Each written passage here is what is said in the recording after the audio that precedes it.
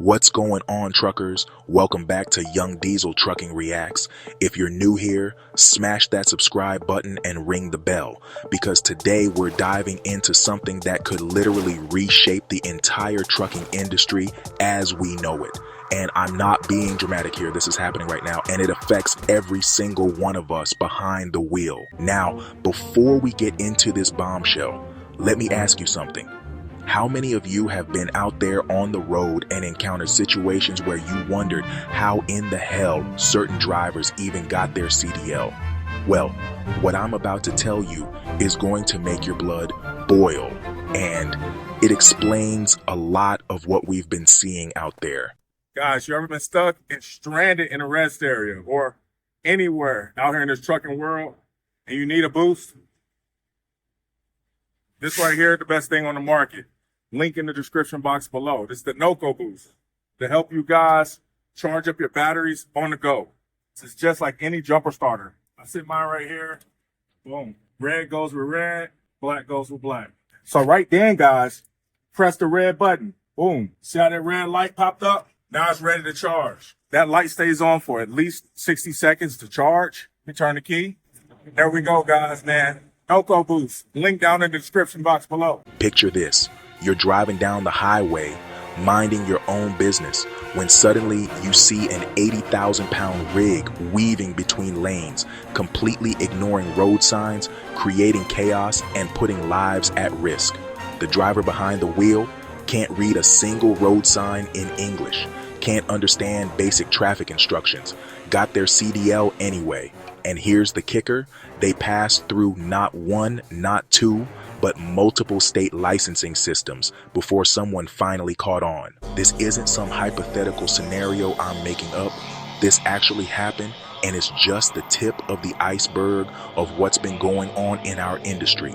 The incident I'm talking about was so dangerous, so completely unacceptable, that it triggered a chain reaction of events that's now shaking the trucking world from top to bottom. Governor Ron DeSantis didn't mess around. When this incident came to light, he immediately pushed for the complete shutdown and license revocation of White Hawk Carrier, the company that employed this driver. But that's not where it ended. No, this story gets much bigger and much more concerning. Secretary Marco Rubio stepped in and announced something that sent shockwaves through the industry. He put an immediate halt on issuing new work visas for foreign commercial truck drivers. Just like that, no more new visas. The reason? Safety risks and protecting American truckers' livelihoods. Now, I know what some of you are thinking. This sounds like it's finally addressing some of the problems we've been talking about for years, but here's where it gets really disturbing. This one incident that got caught, it's not an isolated case. We're talking about thousands, and I mean thousands, of drivers who are already licensed and operating on our roads right now, who may not meet basic safety or language standards. Think about that for a second. While you're out there grinding, following every rule, maintaining your equipment, staying compliant, there could be thousands of drivers sharing the same highways who can't even understand basic road signs. How did we get here? How did this become acceptable? The answer is going to make you furious.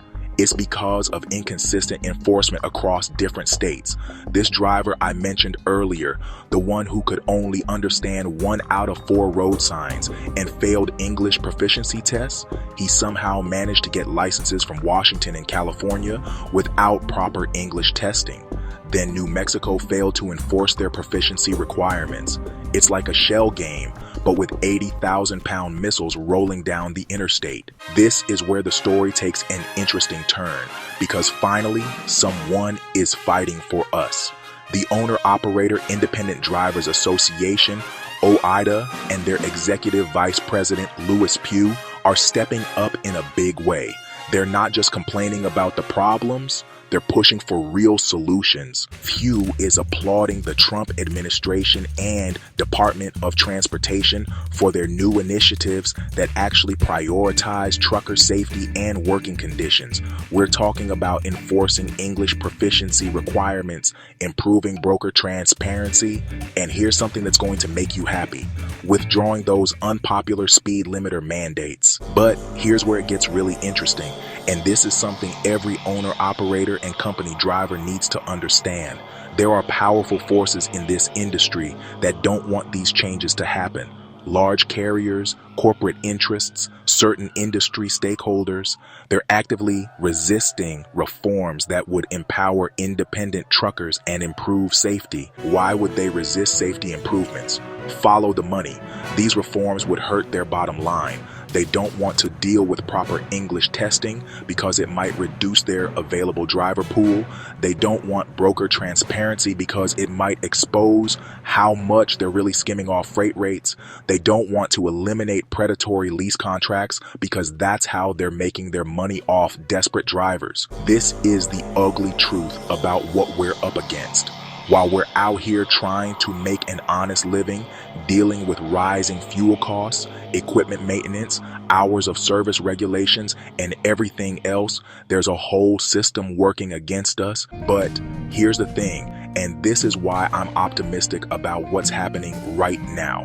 OIDA isn't just identifying problems, they're pushing for comprehensive solutions, enhanced driver training programs that actually prepare people for the road, better restroom access because apparently we have to fight for basic human dignity, combat against freight fraud that's been costing honest truckers millions, expanding truck parking, which every single one of you knows is desperately needed. They're also pushing to revisit federal labor laws that affect our pay and working conditions.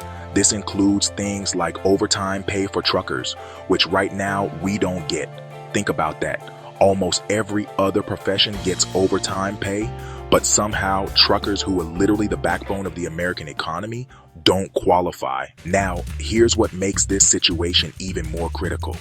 We have the upcoming highway bill coming up in Congress. This is our chance, potentially our best chance in years, to get legislation passed that actually makes trucking safer, more efficient, and more equitable. OIDA is pushing for this to be the most pro-trucker and pro-safety legislation in history. But let's talk about something that's going to blow your mind. Remember those electronic logging devices that were supposed to make everything safer? The ELDs that we were told would revolutionize trucking safety? Pew points out that despite all the promises, they haven't improved safety as expected. All that compliance burden, all that monitoring, all those violations for technical glitches, and we're not any safer. What about those pilot programs for teenage drivers that were supposed to solve the driver shortage? They failed to gain traction. It's almost like the people making these policies don't actually understand what it's like to be behind the wheel of an 18-wheeler. This is why what's happening right now is so important. Finally, we have people in positions of power who are listening to actual truckers instead of just corporate lobbyists and industry insiders who've never driven a mile in their lives. But we can't get comfortable. The fight is far from over. While Secretary Rubio's pause on new visas is a positive step, it doesn't solve the problem of the thousands of potentially unsafe drivers already out there. We need a comprehensive plan to identify, test, and if necessary, remove drivers who can't meet basic safety standards. We need standardized enforcement across all states so that drivers can't just shop around for the easiest place to get licensed. We need federal coordination to close these loopholes that carriers are exploiting to put unsafe drivers on the road. And here's something that might surprise you. This isn't just about foreign drivers. This is about raising standards across the board, better training for everyone, better working conditions for everyone, better pay and benefits for everyone. This is about making trucking a profession that people are proud to be part of again. The resistance we're facing from large carriers tells you everything you need to know. They don't want these improvements because they cut into their profits. They've built their business models around exploiting drivers and cutting corners on safety. When someone proposes actual reforms that would benefit drivers and improve safety, they fight it tooth and nail. But here's what gives me hope. The current administration seems to understand that truckers are essential workers who deserve respect and fair treatment. The Department of Transportation is actually listening to organizations like OIDA that represent real truckers. not just corporate interests. This is our moment. This is when we need to make our voices heard. Contact your representatives, support organizations like OIDA that are fighting for us. Make sure Congress knows that truckers are watching, and honestly, we expect them to prioritize our safety and our livelihoods over corporate profits. The upcoming highway bill is our opportunity to get real reforms passed. Expanded truck parking so we don't have to risk violations just to find a place to take our required rest. Repeal of laws that deny us overtime pay. Controls on truck size and weight increases that make our jobs more dangerous. And yeah, combating freight fraud that's stealing money right out of our pockets. This is bigger than just one incident with one unsafe driver. This is about the entire future of our industry. Are we going to let corporate interests continue to exploit drivers and compromise safety for their profits? Or are we going to demand the respect and working conditions that we deserve? The choice is ours, but we have to act. We have to stay engaged. We have to make sure the people making decisions about our industry actually listen to the people who know what it's like to drive these roads every single day. What happened with that driver who couldn't read road signs was dangerous and unacceptable, but it's also a wake-up call. It's shown us just how broken the system has become, and it's given us the opportunity to demand better. The reforms that are being pushed right now, the enforcement actions being taken, the policy changes being implemented, they're all steps in the right direction, but they're just the beginning. Real change is going to require sustained effort from all of us. So here's what I want you to do. First, let me know in the comments what you think about all this. Have you encountered situations on the road that made you question how certain drivers got their licenses? What other reforms do you think we need? Second, stay informed. Follow what's happening with the highway bill. Pay attention to what OIDA and other organizations are doing to fight for truckers. This affects all of us, whether you're an owner-operator, a company driver, or thinking about getting into trucking. And finally, don't let anyone tell you that these problems are just the way things are and can't be changed. We've seen what happens when truckers organize and demand better. We've seen that change is possible when we have people in positions of power who actually care about highway safety and driver welfare. The trucking industry is at a crossroads. We can continue down the path of exploitation, corner cutting, and, prioritizing corporate profits over safety, or we can demand better. We can insist on standards that actually protect drivers and the motoring public. We can fight for working conditions and compensation that truly reflect the essential role we play in the American economy. This story isn't over. In fact, it's just beginning. The actions taken by Governor DeSantis and Secretary Rubio are sending a message that business as usual is no longer acceptable. The reforms being pushed by OIDA and supported by the Department of Transportation show that there are people out there fighting for us. But the outcome isn't guaranteed.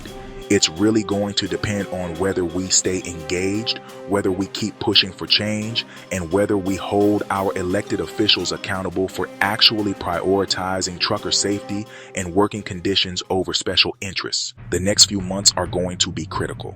The highway bill, the implementation of new safety standards, the enforcement of existing regulations, all of this is going to shape the future of our industry for years to come. So stay tuned, stay informed, and most importantly, stay involved. This is our industry, these are our roads, and this is our fight. Together, we can make sure that the changes happening now lead to a safer, more respected, and more profitable trucking industry for all of us. If this video opened your eyes to what's really happening in our industry, smash that like button and share it with every trucker you know. This is information that every driver needs to understand. And if you're not already subscribed, hit that subscribe button and ring the bell, because we're going to keep following this story and bringing you the real talk about what's happening in trucking. Thanks for watching. Keep it between the lines, and I'll see you in the next one.